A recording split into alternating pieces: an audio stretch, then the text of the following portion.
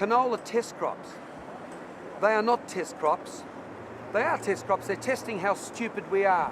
The problem is with these test crops, the pollen gets in and contaminates our feral weeds. So then the next year you plant, you get even if you plant clean, you can get recontaminated. Their test crops are nonsense. Well, the history of genetically manipulated canola in Australia is that in 2002, the federal regulator, Office of Gene Technology Regulator, issued unrestricted and unconditional licenses for the release of genetically manipulated canola anywhere in Australia. This is herbicide-tolerant canola, which can be sprayed more often and at higher doses with broad-spectrum weed killer in order to manage weeds better, it's claimed. This means more chemical residues in our environment.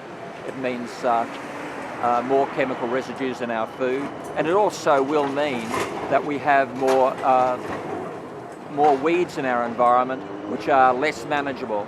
That's to say, because canola is closely related to wild radish, wild turnip and charlock, which are major weed problems in our environment already, this canola will outcross to those weeds. These weeds will acquire herbicide tolerance, and managing them will cost a great deal more than it does at the moment.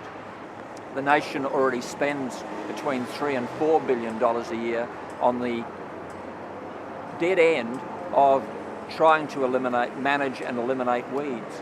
And here we are wanting to introduce the equivalent, the plant equivalent of the cane toad into our environment deliberately and create more and more environmental problems.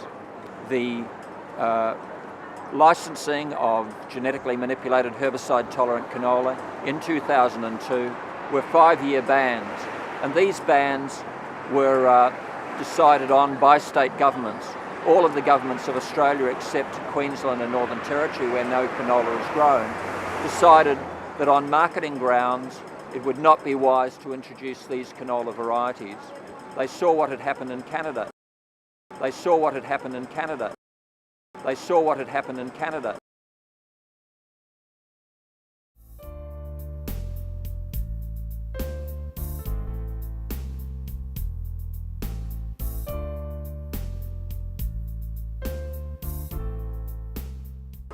When Canada went GM in 1999, it lost its European market, which was worth hundreds of millions of dollars a year. Who got that market? Australia, because we are GM free. Now we have a competitive advantage. Last year, 83% of the world's canola was GM free. Of the 20 countries that grow canola, only 2 grow GM. That's Canada and the USA. The other 18 countries, including our major market China and Europe, which are the 2 biggest producers, both grew GM-free canola, and that's what their shoppers want. Japan, although it doesn't grow canola, we send 40% of our GM-free canola to Japan and get a premium price for it.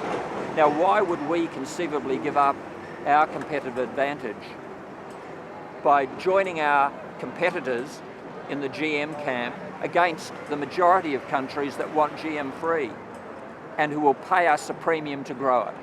It just makes no sense at all. Now, nothing has changed. In 2002, the wheat marketers of Australia said, if we go GM, we're going to lose 15% of our market. That's 15% of $5 billion per annum. The barley board was told that Saudi Arabia would not want to buy barley from Australia. That was worth $500 million a year, and so on and so on. So the majority of farmers, the majority of food processors, the grain handlers and harvesters, the shoppers of Australia are all saying, we want to stay GM free. But the state government in Victoria, and to a lesser extent New South Wales, where they're going to have their own system of approving the release of GM herbicide-tolerant canola into their environment, these governments have not listened to their constituents, and in the long run, they will pay.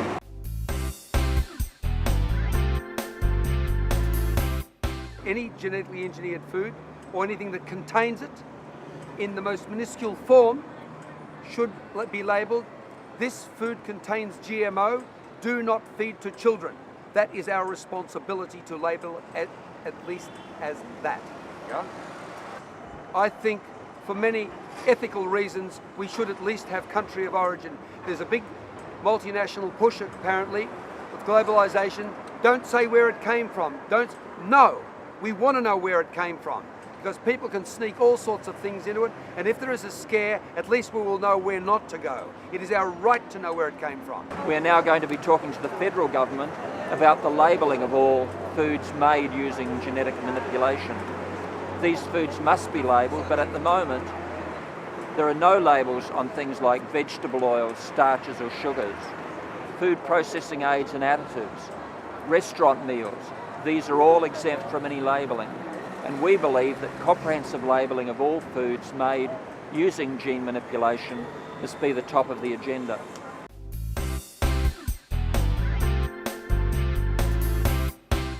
As a result of this debate, we've seen supermarkets like Foodland in South Australia speak to the South Australian government and tell the South Australian government we don't want or need GM.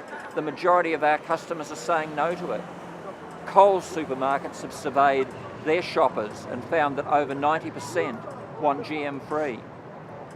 A multitude of food processors in Australia have found that their customers want GM free. The organic industry wants to be GM free. The largest lamb producer and exporter in Australia, Tatiara Meats, wants GM free. One of the biggest agribusiness companies, Twynham Agricultural, wants to stay GM free. Now, why have these governments closed their door on the public and on the people who are making representations to them, like Genethics, like the Biological Farmers of Australia? And all that they will do is listen to Bayer and Monsanto. Biological Farmers of Australia represents organic farmers. There's about 2,000 farmers across Australia. And in a nutshell, we produce unadulterated food. That's what people want. There's a prohibition on genetic engineering, GM. That's been in place for at least 15 years, and it's been introduced essentially because our customers don't want adulteration of foods. They want clean, natural foods. We believe in the precautionary principle, and we believe that these foods are dangerous to eat. We don't think that they're safe. They're certainly not proven safe. There's a body of evidence that shows that they are unsafe, and we don't want to have anything to do with them.